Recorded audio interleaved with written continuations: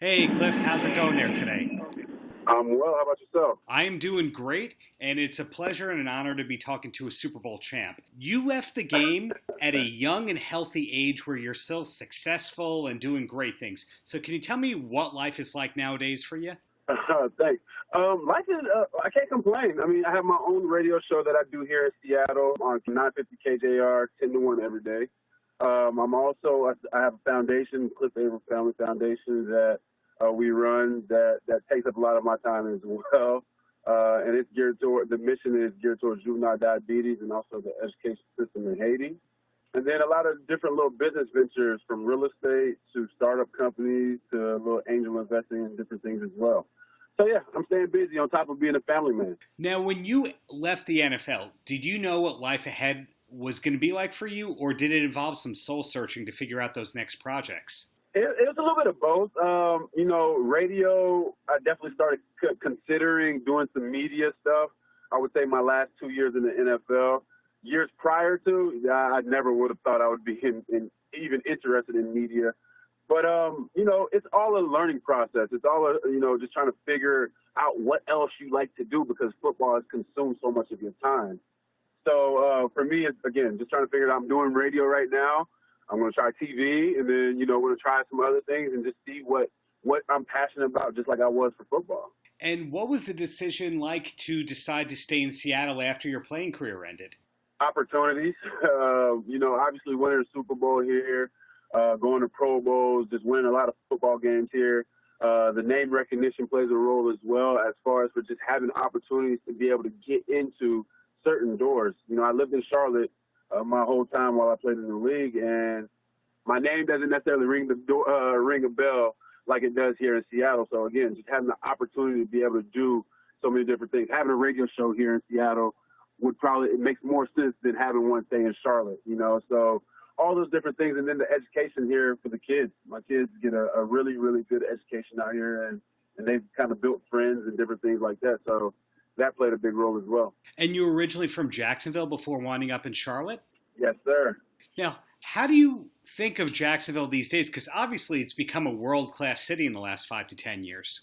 Jacksonville is an awesome city. It's extremely big. Jacksonville is one of the biggest, is the biggest city in America land-wise. Fun fact, sorry. But it has grown a lot since I've left.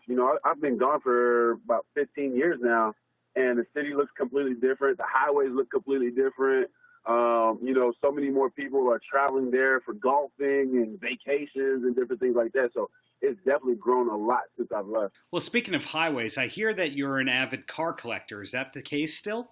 I'm a car enthusiast, not a collector. I've actually gotten rid of a few of my cars, but I'm a big car enthusiast. I do a lot of different things from rallies. I go to a lot of car shows. I go to SEMA, which is like one of the biggest I wouldn't say car show, but car display and manufacturers. All the top manufacturers go there every year. So I've done a lot of different things revolving around cars. Got it. What are some of the pieces you have in your collection these days, if you don't mind saying? So my prize is a McLaren 720 in Largo, which is it's the McLaren 720, but there's only one of 15 in the world of the in Largo that was made, and I believe I had the first one in North America. But yeah, that's probably my pride and joy. It's amazing. All the cars are black on black, so if you ever need information, they're going to be satin black and black.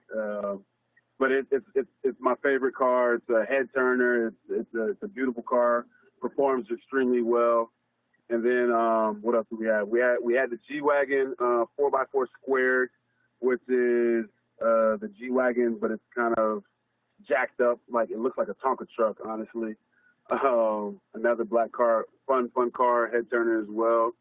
And then the Lamborghini Urus, which is the Lamborghini SUV also that I have. All fun cars, extremely fun to drive, and a little bit of everything. You get a little speed with the McLaren, you get speed with the Lamborghini, but it's also, you can go to the grocery store in that. And then when it snows, I bring out the 4x4. Is there anything that you're as passionate about as cars and family, or really those are the two things that get you? Family, cars, and then, obviously sports. I'm a big basketball. I'm actually a bigger basketball fan than I am of football, to be honest with you. Just the sport I grew up playing and whatnot. So I would put those three as top three. Well, I also heard that you were quite a standout athlete within track and field. Is that true? Growing up, yes. Well, field more so than track. I was a shot put and a discus thrower, but I didn't pick those up until my junior year, and I went to state for both of them, junior and senior year. So that was kind of cool to be able to accomplish. And tell me more about your radio show. What is it about? What's the theme of it? Sports talk radio.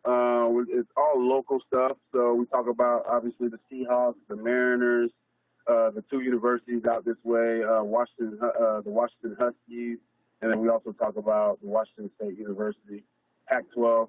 But it's all sports related, sports talk related. When it comes to doing a show like that, how much prep is needed versus how much are you just a conversationalist that can talk to anybody about anything?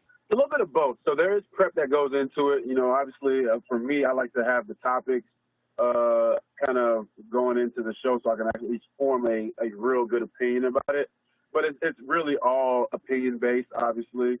But we try to bring up, you know, topics that are going on across the country, but also what revolves like the season we're in right now is football, right? So obviously we're talking about a lot of football, and they like to get my perspective on, you know, the philosophy of the Seahawks, the philosophy of D linemen, pass rushers, quarterbacks, whatever it may be.